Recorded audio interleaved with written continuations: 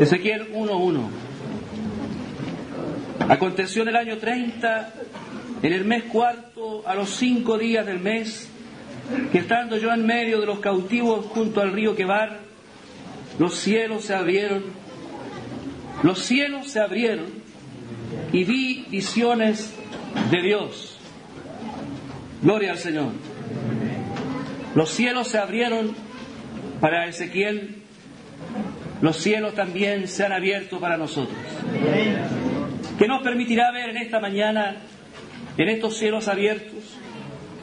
Pidámosle a Él que nos abra el entendimiento, que agudice nuestra vista espiritual para ver la gloria suya y para escuchar la voz que sale poderosa desde ese trono. Padre, en el nombre de nuestro Señor Jesucristo, nos inclinamos delante de Ti. Reconocemos nuestra pequeñez, nuestra impotencia, nuestra necedad. Reconocemos que toda sabiduría procede de lo alto, de Ti, Padre bueno. Por eso a Ti nos allegamos en esta mañana, para pedir que Tú nos socorras, que Tu Santo Espíritu nos asista al que hablará y a los que oirán, para que, Señor, Tu gloria también nos sea comunicada, podamos contemplarla y escuchar Tu voz. En el nombre de Jesús. Amén.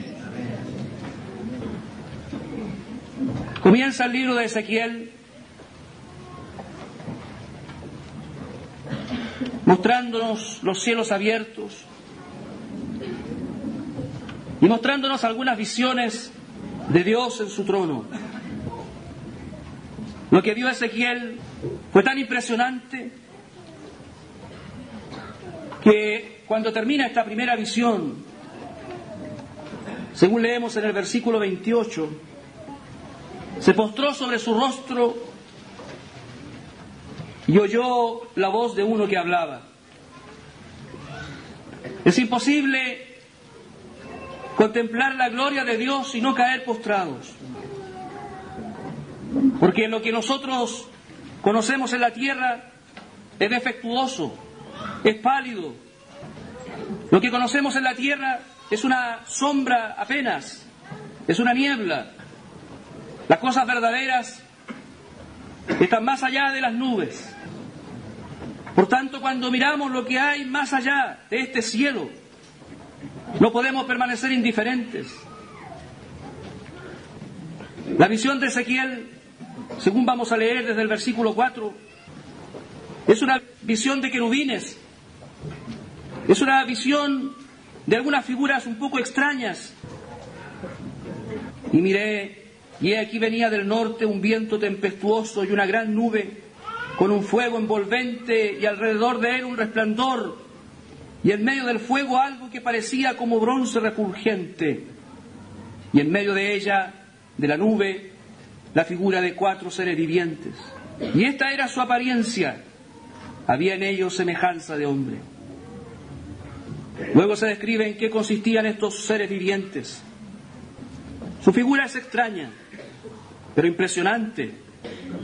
Ellos tenían 4 rostros, tenían alas, tenían ruedas, se movían para todos lados sin volverse. Era impresionante. En el verso 25 dice que cuando estos seres vivientes se paraban y bajaban sus alas, se oía una voz de arriba de la expansión que había sobre sus cabezas. Sobre las cabezas había una expansión. Pero lo que hay sobre la expansión es más glorioso aún. Que leemos en el versículo 26, y sobre la expansión que había sobre sus cabezas se veía la figura de un trono que parecía de piedra de zafiro, y sobre la figura del trono había una semejanza que parecía de hombre sentado sobre él. Y vi apariencia como de bronce refulgente, como apariencia de fuego dentro de ella en derredor, desde el aspecto de sus lomos para arriba y desde sus lomos para abajo vi que parecía como fuego y que tenía resplandor alrededor, como parece el arco iris que está en las nubes el día que llueve. Así era el parecer del resplandor alrededor. Esta fue la visión de la semejanza de la gloria de Jehová. Cuando Ezequiel trata de describir la gloria de Dios, no atina a encontrar las palabras exactas, y por eso usa esta expresión repetidamente. Parece, semejante a, oh, la gloria de Dios excede nuestros cánones, excede toda apariencia y toda semejanza con cosas de la tierra. Noten ustedes que Ezequiel no vio quién era el que estaba allí. Solo vio, dice, una semejanza que parecía de hombre. Sin embargo, Esteban, que dijo, he aquí veo a Jesús. Aleluya. No hay ninguna duda en Esteban. Para nosotros tampoco la hay. Ezequiel tiene la bienaventuranza de ver la gloria de Dios. Lo que habría de vivir luego Ezequiel era tan duro, era tan difícil. La situación en la cual él vivía era tan complicada. Había una apostasía tal. Había un olvido tal, una dureza de corazón tal. La misión que tendría que desempeñar Ezequiel requería de tanta fuerza, de tanta seguridad, que Dios, primero, antes de nada, antes de demandarle, antes de ordenarle, de encomendarle algo, Dios le muestra su gloria. Ezequiel vivió tiempos de apostasía. Jerusalén estaba cautiva. Israel estaba en manos de los babilonios. La gloria de Dios amenazaba con irse desde su trono en la tierra, desde su lugar, su santuario en la tierra. Por eso, antes de llamarlo al ministerio profético, Dios le muestra su gloria a Ezequiel. Saben, amados hermanos, en tiempos de apostasía, en tiempos de prueba, en tiempos cuando la fe claudica, en tiempos cuando la incredulidad aumenta, cuando el amor se apaga, cuando el corazón se endurece, en esos días es preciso que Dios en su gracia nos muestre su gloria. Es lo único que nos sostendrá. Entonces no será suficiente con conocer versículos de la Biblia. No será suficiente con haber seguido un curso de teología. O cuando toda la marea a nuestro alrededor se opone a Dios. Cuando los que antes creían ya no creen. Cuando los que antes tenían fuego ya lo tienen apagado. En ese momento cada uno tiene que sostenerse solamente con la visión de la gloria de Dios. Hay un llamamiento aquí en el capítulo 2.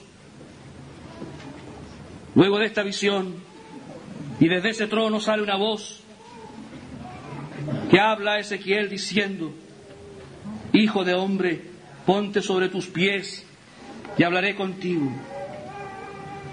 Y luego que me habló, entró el Espíritu en mí y me afirmó sobre mis pies, y oí al que me hablaba.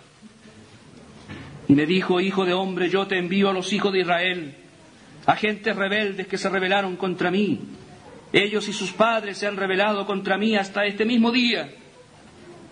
Yo pues te envío a hijos de duro rostro y de empedernido corazón, y les dirás: así ha dicho Jehová el Señor. ¿Acaso ellos escuchen? Pero si no escucharen, porque son una casa rebelde, siempre conocerán que hubo profeta entre ellos. Noten ustedes que lo que le dice el Señor a Ezequiel en el versículo 5, lo reitera en el versículo 7. Les hablará pues mis palabras, escuchen o dejen de escuchar, porque son muy rebeldes. Y en el capítulo 3, versículo 11 también: y ve y entre los cautivos a los hijos de tu pueblo y háblales y diles: así ha dicho Jehová el Señor, escuchen o dejen de escuchar. En otra versión de las Escrituras se traduce así esa frase: tal vez te oigan, tal vez no. Tal vez te oigan, tal vez no. Desde el comienzo el Señor le dijo lo difícil que iba a ser para él. Irás a hablarles a un pueblo rebelde, a un pueblo duro de empedernido corazón, de duro rostro. Tal vez no te oigan, acaso te escuchen. Sin embargo, Ezequiel, tú vas a ir para que conozcan que hubo profeta entre ellos. Notemos nosotros que Dios estaba guardando su testimonio. El objetivo por el cual Dios lo envió era para que su testimonio estuviera vigente, aún en esos momentos de apostasía. Él fue enviado para testimonio, para que ellos no tuvieran ninguna excusa. En el día de la calamidad, ellos no podrían decir, Dios no nos advirtió. Ezequiel fue enviado para testimonio. Nos acordamos de la palabra del Señor Jesucristo cuando dijo que el Evangelio del Reino sería predicado a todas las naciones, para testimonio a todas las naciones, y después vendría el fin. En ambos casos encontramos una semejanza. Conocerán que hubo profeta entre ellos. Conocerán, el Evangelio les fue predicado. No tendrán excusa. Y también hay una semejanza en esto. Tal como era la dureza de corazón de los israelitas en días de Ezequiel, también va a ser la dureza de corazón en los días finales. Tal vez no te escuchen, pero tendrás que predicar y tendrás que decir lo que yo te digo para que no tengan excusa. Hay muchos hombres que tienen el nombre de Cristo en sus labios, sin embargo en sus corazones el Señor no está. Este pueblo de labios me honra, pero su corazón está lejos de mí. Esa palabra del Señor tiene plena vigencia hoy. Y el Señor usa a hombres como Ezequiel.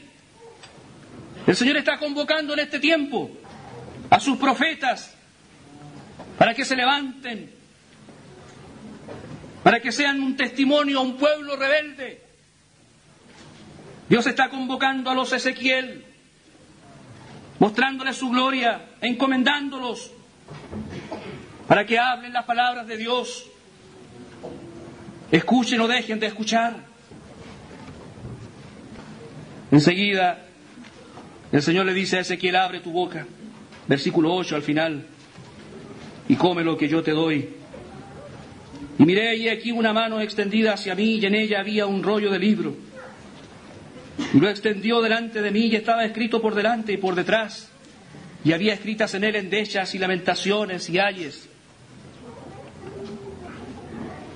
Y me dijo, hijo de hombre, come lo que hayas, come este rollo y ve y habla a la casa de Israel. Y abrí mi boca y me hizo comer aquel rollo. Y me dijo, hijo de hombre, alimenta tu vientre y llena tus entrañas de este rollo que yo te doy. Y lo comí, y fue en mi boca dulce como miel.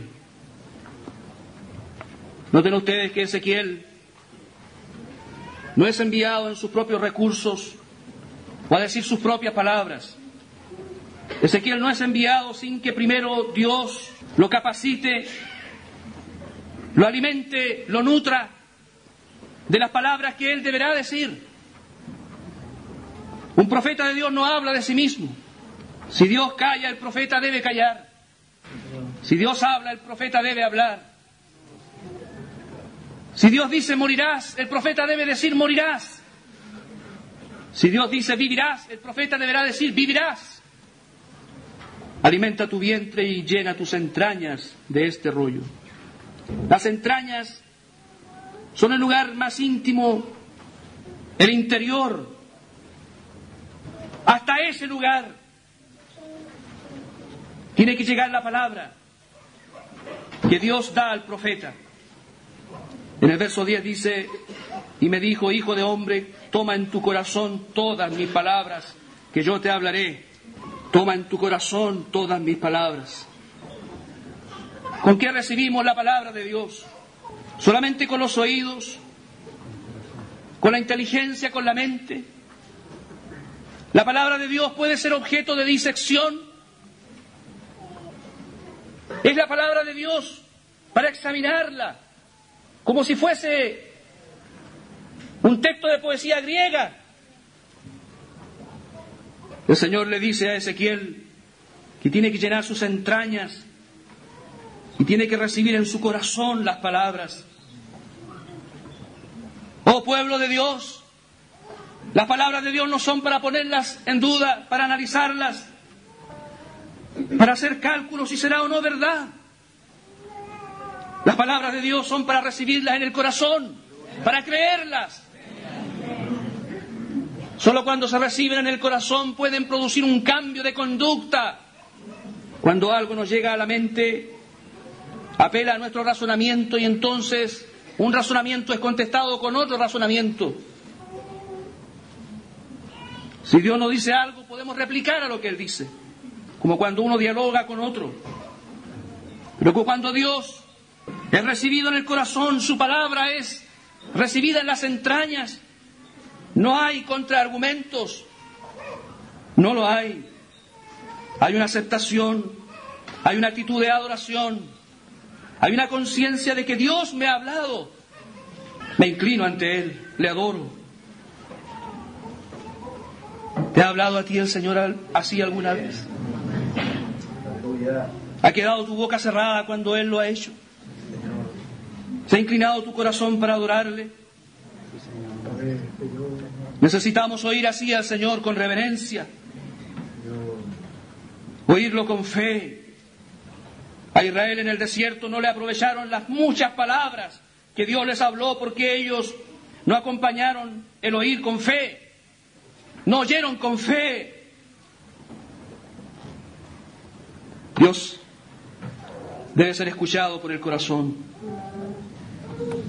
En estos días, la palabra de Dios es objeto de análisis, más que objeto de fe, de adoración, de reconocimiento de la gloria de Dios. Ayer estaba leyendo un comentario bíblico sobre Ezequiel y se mencionaban ahí como 8 o 10 grandes estudiosos de las Escrituras y varios de ellos coincidían en que Ezequiel tenía una enfermedad mental, una esquizofrenia, que solo un esquizofrénico puede ver las cosas que veía Ezequiel.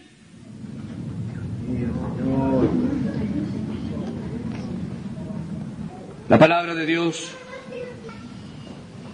tiene que ser recibida en el corazón, si no nos sirven de nada.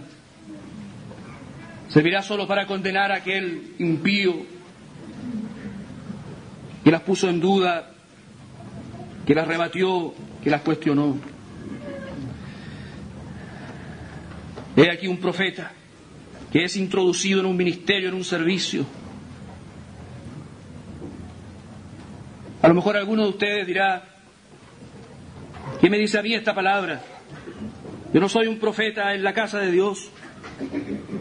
Yo no soy un ministro de la palabra. Sin embargo, recordamos aquella expresión de Moisés, cuando el Espíritu Santo estaba siendo derramado sobre los que le colaborarían. Y había 2 de ellos que estaban en el campamento y alguien vino a decirle allá: he aquí que aquellos están también profetizando. Y él le dijo: ¿por qué estáis celosos? Ojalá todos fuesen profetas. Y nos acordamos también de la enseñanza de Pablo en 1 Corintios 14, cuando dice: porque todos podéis profetizar.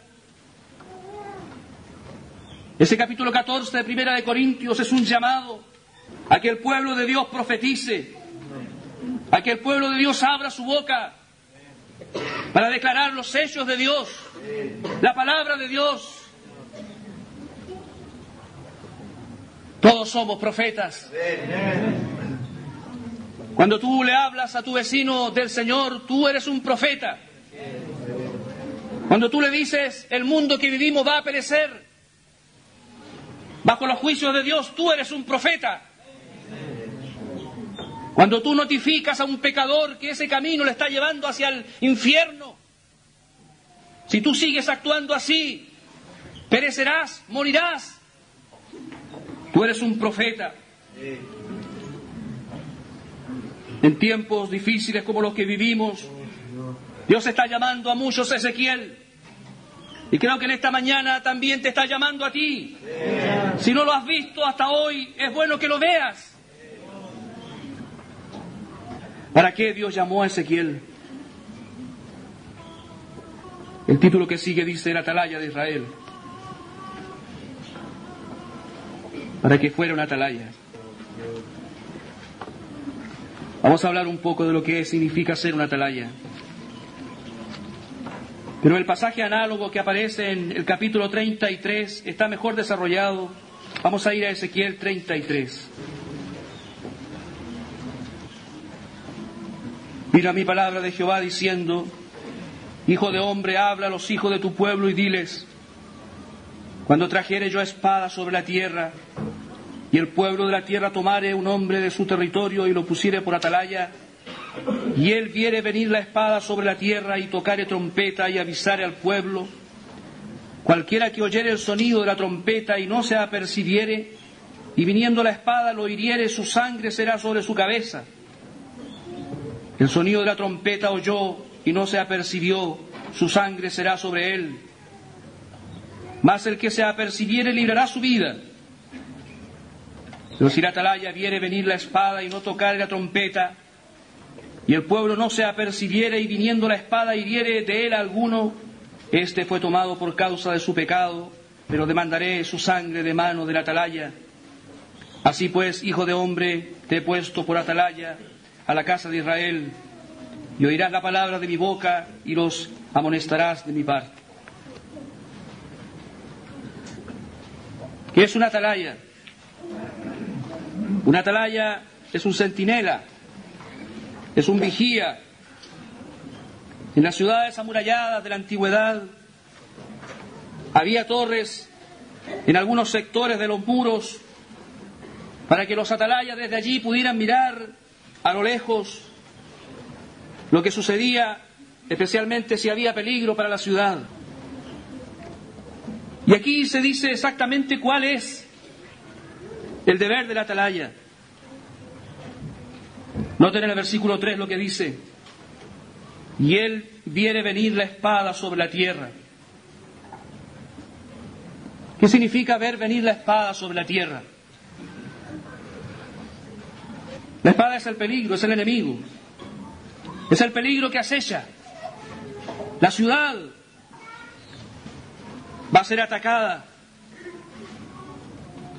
La ciudad está desapercibida. Ignora el peligro.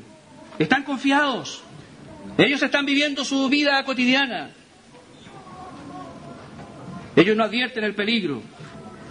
Pero el que está sobre la torre, en la parte más alta, él ve venir la espada sobre la tierra. Hijos de Dios, ¿pueden ver ustedes la espada que viene sobre la tierra? La espada viene sobre la tierra. Cuando pasamos el año 2000, muchas predicciones apocalípticas que había de que el mundo podría terminar el año 2000, temores que eso traía consigo se esfumaron. Y pareciera ser que la humanidad se despreocupó por algún tiempo. Pasó el peligro. Pasamos el 2000. Podemos seguir avanzando en este camino de la tecnología, del desarrollo, la ciencia. Podemos seguir creciendo, enriqueciéndonos, desarrollándonos en las vastas áreas del conocimiento de la ciencia. Sin embargo, el año pasado, el 11 de septiembre, en Estados Unidos fue un recuerdo, un recordatorio de que la espada viene sobre la tierra. Las muchas cosas que estamos viviendo, la perversión, la violencia, la degeneración de las costumbres, de la moral, son un recordatorio de que la espada viene sobre la tierra. Podemos decir figuradamente que la espada vino sobre la tierra en los días de Noé. Y las características de la gente de esa época: la maldad había aumentado, la perversión había aumentado, La maldad sobre la tierra era incontrolable. Dios, dice la Escritura, se arrepintió de haber creado al hombre. Capítulo 6 de Génesis. Los hijos de Dios se mezclaron con las hijas de los hombres. Pecados sexuales. La maldad aumentó y la violencia imperaba sobre la tierra. ¿Y vino no la espada? Sí vino la espada. Fue una espada de agua. 40 días y 40 noches. El mundo entero fue anegado, pereció, fue raída toda la humanidad de sobre la tierra con excepción de 8 personas. En aquellos días Noé fue una atalaya. Como 120 años se le estuvo diciendo: la espada viene, el fin viene, se acerca. No fue oído. Se burlaron de él. Noé necesitó tener un rostro muy duro, muy firme, tal como Ezequiel, para poder arrostrar la oposición, las burlas, durante esos 120 años que él predicó. Algunos años después, en días de Lot, la espada volvió a venir sobre 2 ciudades, Sodoma y Gomorra, que habían llegado a un extremo en su perdición, un desafío a todos los principios de Dios: la inmoralidad, la homosexualidad, la perversión, el desvarío. Lot afligía su alma y la espada vino de nuevo. Esta vez fue fuego que cayó del cielo y quemó íntegramente esas 2 ciudades y aún otras 2, Adma y Seboim. Cayeron también bajo el juicio de Dios. Lot, a diferencia de Noé, él no fue una atalaya. Su fe estaba tan debilitada, la maldad había recrudecido tanto sobre él, estaba como apagado, hostigado. Lot vivía con la fe de su tío Abraham, y gracias a la fe de su tío él escapó de la muerte. Queremos nosotros, si vemos que la espada viene sobre la tierra, ¿seguiremos el ejemplo de Noé o el ejemplo de Lot? Las mismas características de los días de Noé y de Lot la estamos viviendo por doquier, la estamos viendo por doquier. La maldad, la inmoralidad, la corrupción. Profetas de Dios, atalayas, centinelas, vigías, levántense para dar testimonio, para decir que la espada viene sobre la tierra. No pueden recluirse entre 4 paredes. No pueden disfrutar solos la presencia de Dios.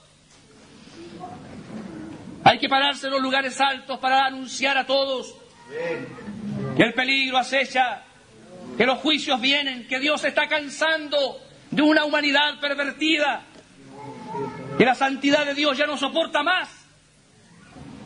La desfachatez ha aumentado. Los hombres pecan sin ningún escrúpulo. Hace 10 años atrás nadie hubiera pensado que algunos personajes de clara tendencia homosexual en Chile pudieran ser aplaudidos por televisión, reconocidos en los diarios, personas populares, admiradas, queridas. En los días de mi infancia eso no se veía. Por lo menos tenían el pudor de guardárselo, de esconderse. Hoy se exhiben públicamente. Y parece ser que la diferencia que ellos marcan es admirada. Si la atalaya, dice en el versículo 4, si tocare la trompeta y avisar al pueblo, y cualquiera que oyere el sonido de la trompeta y no se apercibiere, y fuere herido, su sangre será sobre su cabeza, pero el atalaya librará su vida. En 1 Corintios 14, Se nos dice que el sonido de la trompeta es la voz de los profetas, es la palabra de Dios que es anunciada con claridad para que el pueblo se aperciba para la guerra o se defienda del peligro. Tenemos nosotros una trompeta que suena fuerte, que suena claro y que está en nuestra boca, y es la palabra de Dios. Tenemos la palabra de Dios morando en nuestros corazones, y está en nuestro corazón y también en nuestra boca. No tenemos que subir arriba al cielo ni bajar al abismo, está en nuestra boca y en nuestro corazón. Podemos declarar que hay salvación en Jesús, y todo aquel que confiesa el nombre de Jesús es salvo. Y tú confiesas que Jesús es el Señor y crees que el Padre le resucitó de entre los muertos, tú eres salvo. Cualquiera sean tus pecados, cualquiera sea el peligro en que tú te encuentres o las cadenas que te aten, esta es una fe poderosa, es una fe para salvación del alma. Versículo 8. Cuando yo dijera al impío, impío de cierto morirás. Si tú no le hablares para que se guarde el impío de su camino, el impío morirá por su pecado, pero su sangre yo la demandaré de tu mano. Impío, de cierto morirás. ¿Cuál es la palabra de Dios para el impío? ¿Es difícil? ¿Es un mensaje largo? ¿Es algo complicado? ¿Cuál es el mensaje de Dios para el impío? De cierto morirás. Lo primero que debe escuchar y que debe conocer el impío es el destino que le espera si sigue exactamente en el mismo camino que lleva. Cuando el impío no es despertado a su condición, a su realidad, cuando no toma conciencia de su peligro, rechazará toda palabra de gracia.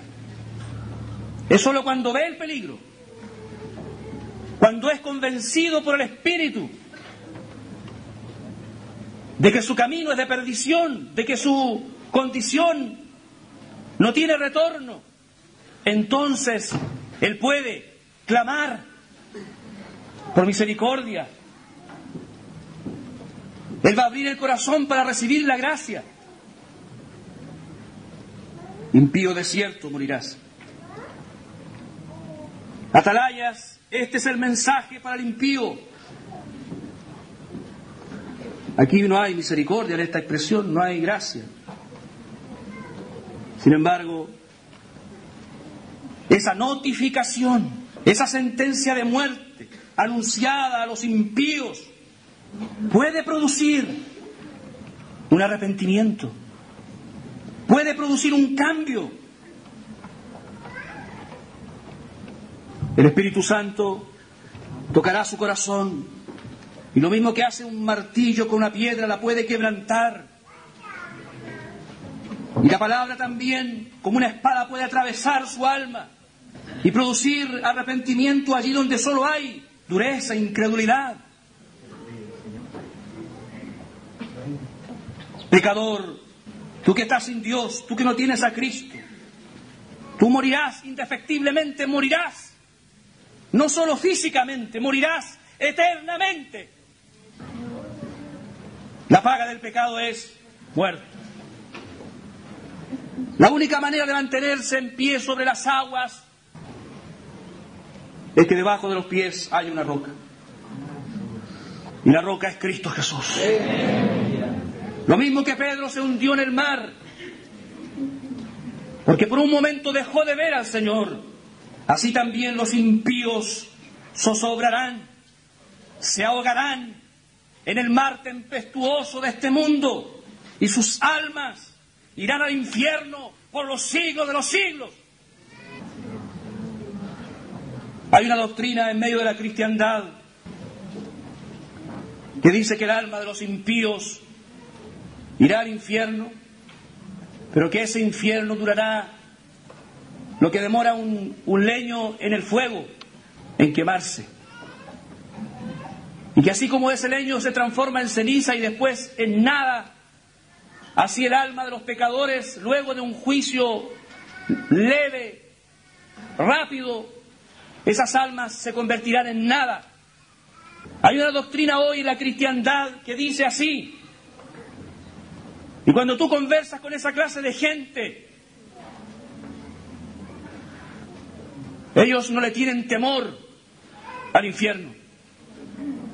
Muchos de ellos creen lo que creen y siguen pecando. Y no tienen la urgencia de hablarles a otros que tienen que salvar su alma. Ellos se toman las cosas muy livianamente, porque total, el infierno durará un minuto. Es una doctrina perniciosa que se ha metido en la cristiandad. Son millones que creen eso hoy en el mundo entero. Cuán mal le ha hecho eso a los hombres. La verdad de Dios es más dura, es más fuerte. Y por eso mismo tenemos que decirla con claridad. Pecador, sin Cristo de cierto morirás, y tu muerte será eterna. Y tu castigo no solo será ser excluido de la gloria de Dios, sino que lo mismo que aquel rico en la parábola, en la historia del rico y Lázaro, esas almas clamarán, serán atormentadas para siempre en un fuego.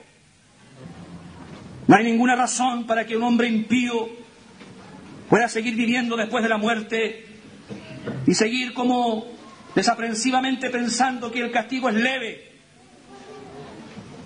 No hay ninguna razón para que Dios perdone a un hombre pecador. No hay ninguna razón para que Dios tenga misericordia de un hombre, porque el hombre merece la muerte por su pecado. No hay ninguna razón lógica para que Dios pueda absolver a un pecador, porque Dios es justo y los pecados merecen un juicio justo, y ese juicio justo es la muerte. Si hablamos de razones, no hay razones para que Dios pudiera salvar a un hombre pecador. Lo único que salva a un pecador no es una razón, es una misericordia, es una gracia, es un don, es un regalo. Es la sangre preciosa de Jesucristo. Así que no debe sorprendernos que haya un castigo eterno para el impío y que estas palabras estén dichas aquí en Ezequiel 33:8, impío de cierto morirás. ¿O son palabras solo para meter miedo? ¿Podría Dios decir algo que no es verdad? Pero también dice que el impío, en el verso 14 dice, y cuando yo dijera al impío, de cierto morirás, si él se convirtiere de su pecado e hiciere según el derecho y la justicia. Y nos saltamos al 15 abajo donde dice, vivirá ciertamente y no morirá. El impío que se arrepiente vivirá y no morirá. En el versículo 11 dice, vivo yo, dice Jehová el Señor, que no quiero la muerte del impío, sino que se vuelva el impío de su camino y que viva. ¿Cuál es la perfecta voluntad del Señor? ¿Pueden decirlo? Él no quiere la muerte del impío, sino que se vuelva el impío de su camino y que viva. Qué precioso es decir esto, qué fácil es decirlo, nos gusta decirlo. Sin embargo, las palabras primeras de Dios son estas: impío de cierto morirás. Lo mejor que se le puede decir a un hombre que va camino al despeñadero es que si no se detiene va a caer y va a morir. Yo no me olvido de lo que pasó en Chile hace algunos años atrás. Más o menos por este tiempo debe de haber sido cuando se produjo una avalancha y un río crecido sacó un puente en la noche. Y un hombre iba manejando por la carretera, de repente cayó al lecho del río. Salvó milagrosamente. Sujetándose por las ramas, salió arriba, corrió, fue a la carretera, unos metros más allá, y desesperadamente hacía señales para que se detuvieran los vehículos que venían. No le hicieron caso. Deben recordar la noticia, ahí cayó un vehículo con varias personas y murieron. Así tan urgente como ese es el llamado del atalaya. Cuando le dice al impío, mira, si sigues por este camino, hay un despeñadero, vas a caer y vas a morir. El que va en el vehículo plácidamente, él va relajado, piensa que la vida la tiene comprada. El ser humano debe saber que la vida pende de un hilo y que aún un pequeño movimiento en la vida cotidiana puede traer consecuencias fatales. ¿Cuántos han muerto después de haber salido de su casa, a la vuelta de la esquina? Muertos. Es necesario advertir a tiempo al impío para que no muera la muerte eterna, que es la peor de todas. Pero el atalaya no solo tiene un mensaje para el impío. En el versículo 13 encontramos un mensaje al justo. Cuando yo dijere al justo, de cierto vivirás. Comparen ustedes las palabras del 8 y del 13. En el 8 dice, cuando yo dijere al impío, impío, de cierto morirás. En el 13 dice, cuando yo dijere al justo, de cierto vivirás. Hermanos, esta es una situación que tenemos que mirar con cuidado. ¿Qué pasa cuando Dios le dice a un hombre, tú eres justo, tú vivirás? Yo creo que esto nos habla a todos nosotros, o a la mayoría de los que estamos aquí. Dios nos ha dicho, ustedes son justos, ustedes vivirán. ¿Sientes que Dios te ha dicho eso? Yo también lo sé. A mí también me lo ha dicho. La Escritura dice que son declarados justos no los que hacen buenas obras para por esas obras ser declarados justos, sino que son hechos justos los que creen en aquel que justifica al pecador, en aquel único que es justo y que justifica, al que es de la fe de Jesús. Nosotros creemos en Jesús. Él es el justo y Él es el que justifica.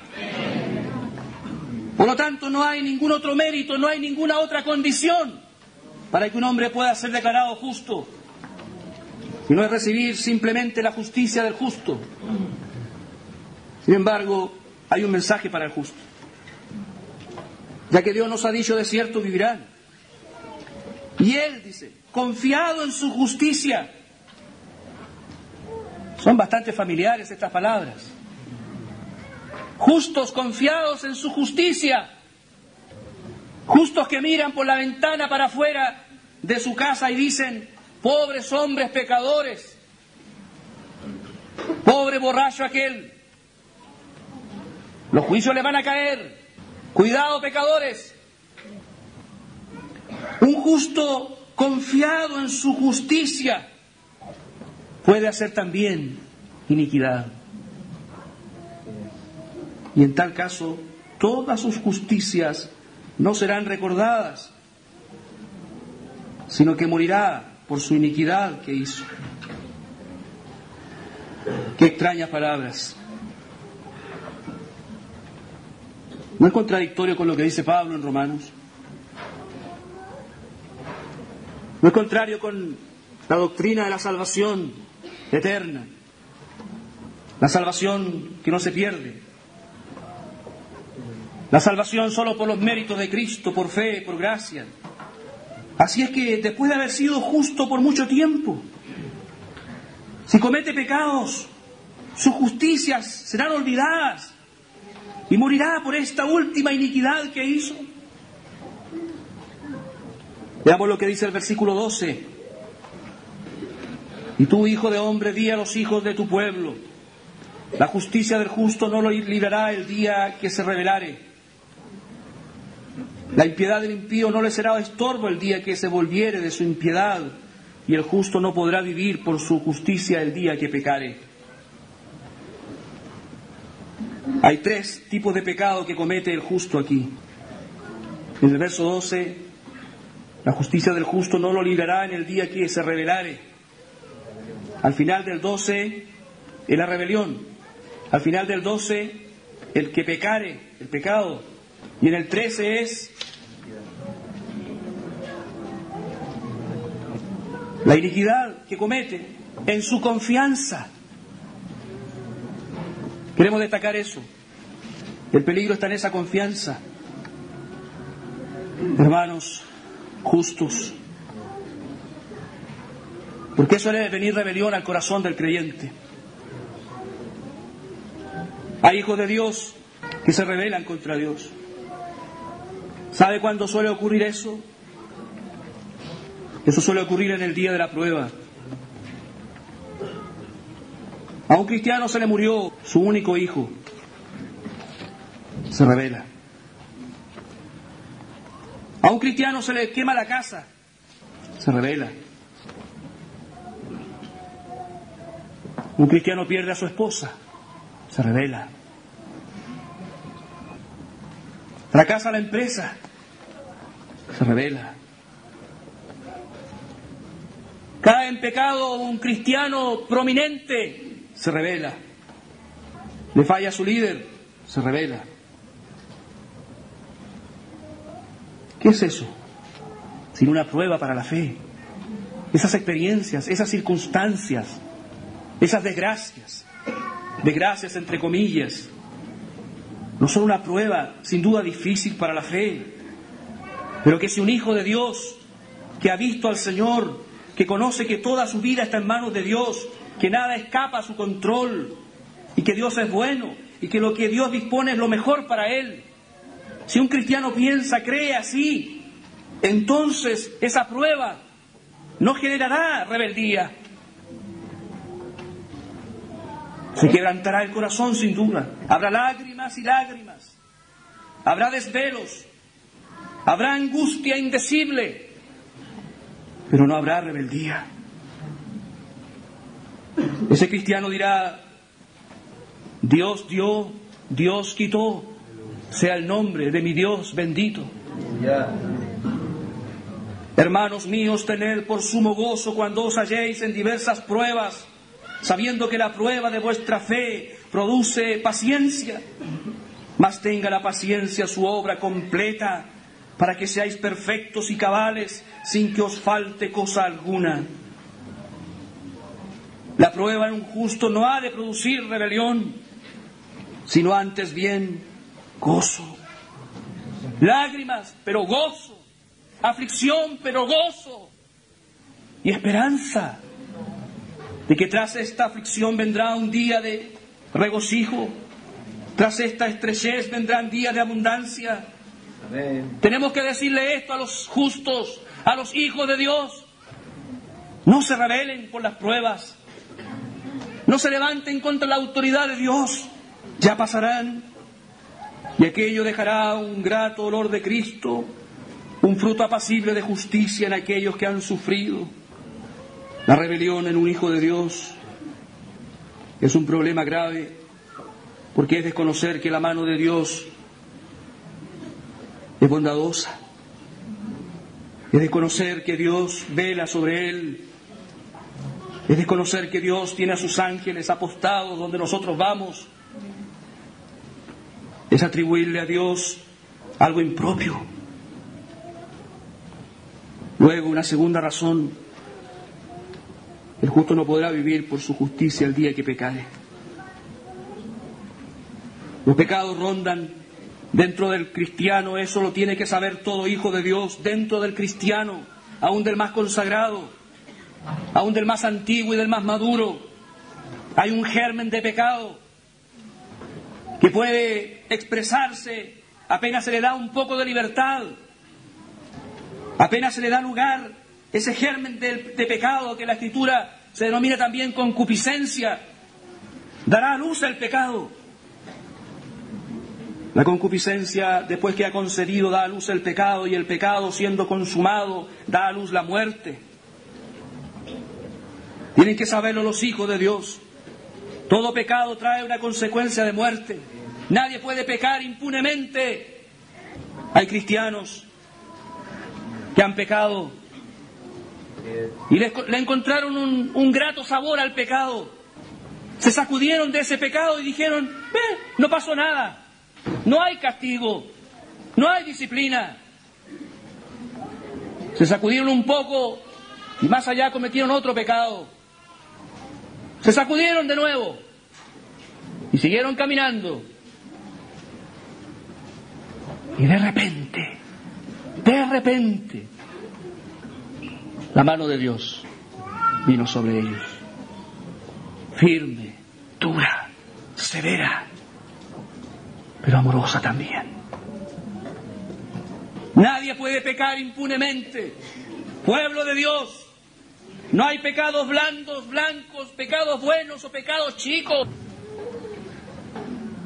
No hay pecados piadosos. No podrá vivir por su justicia el día que pecare. Pero lo que más preocupa aquí es que un justo que está confiado en su justicia le abre la puerta a la iniquidad. Creo que eso tenemos que advertirlo con claridad.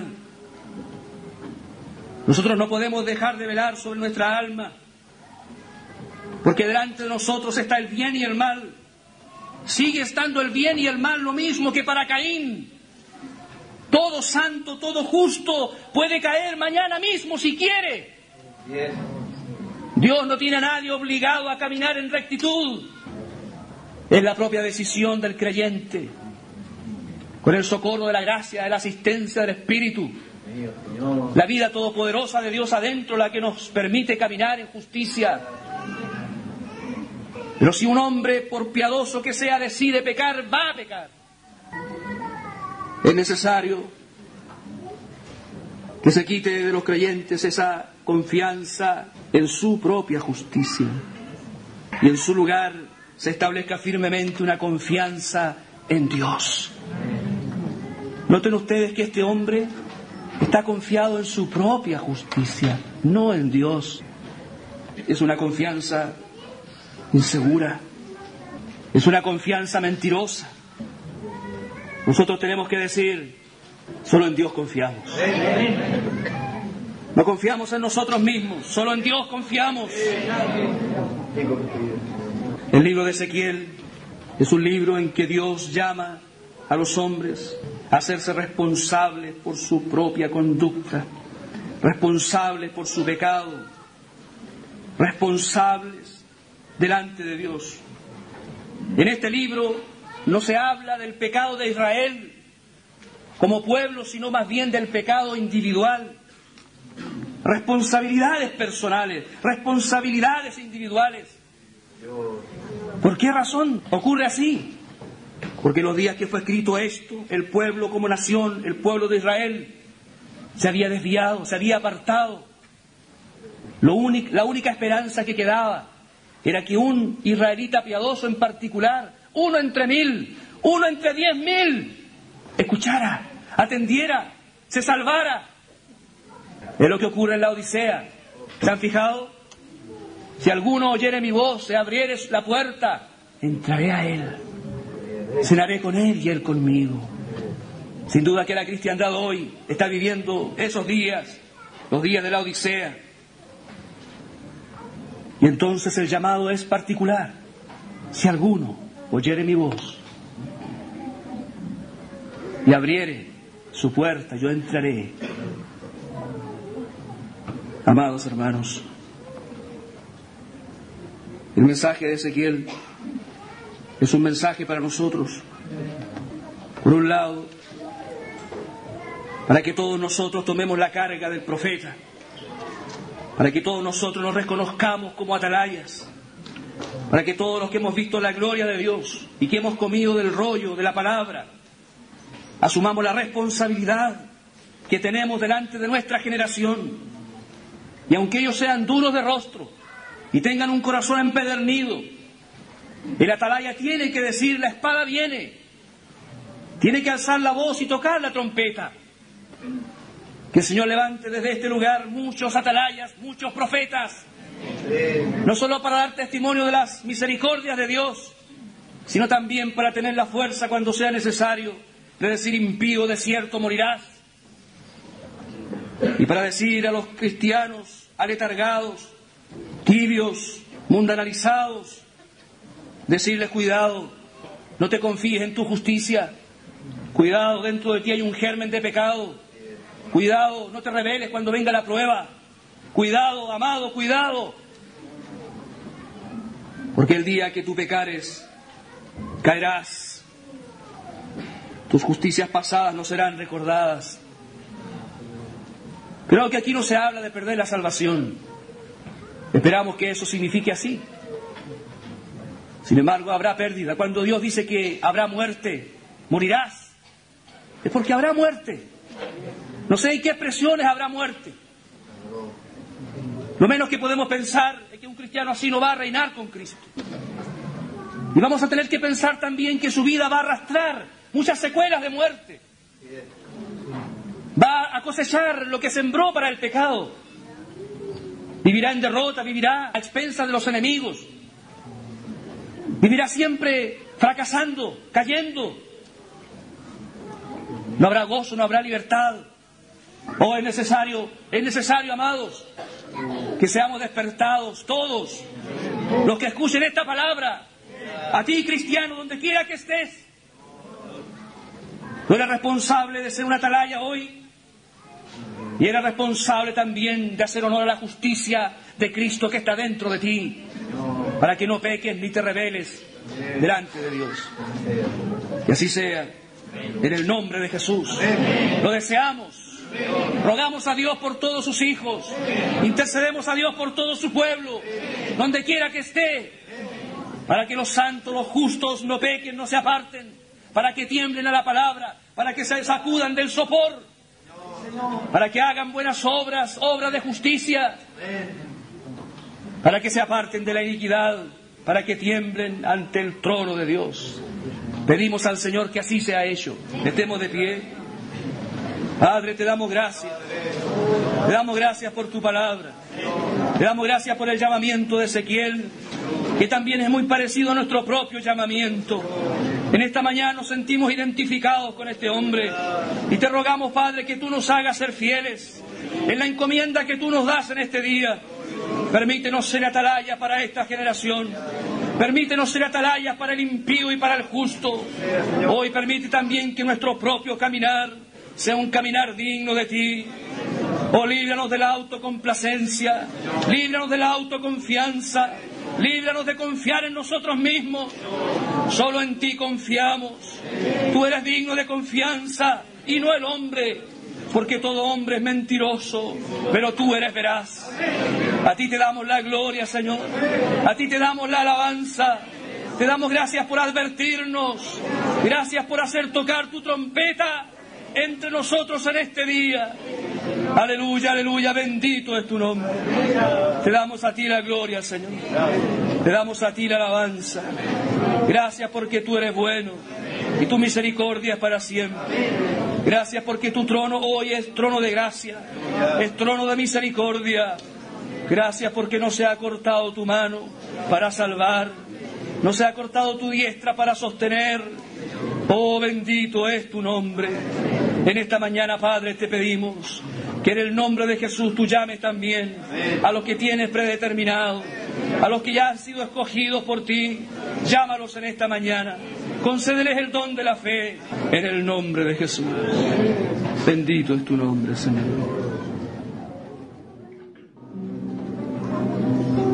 He aquí yo estoy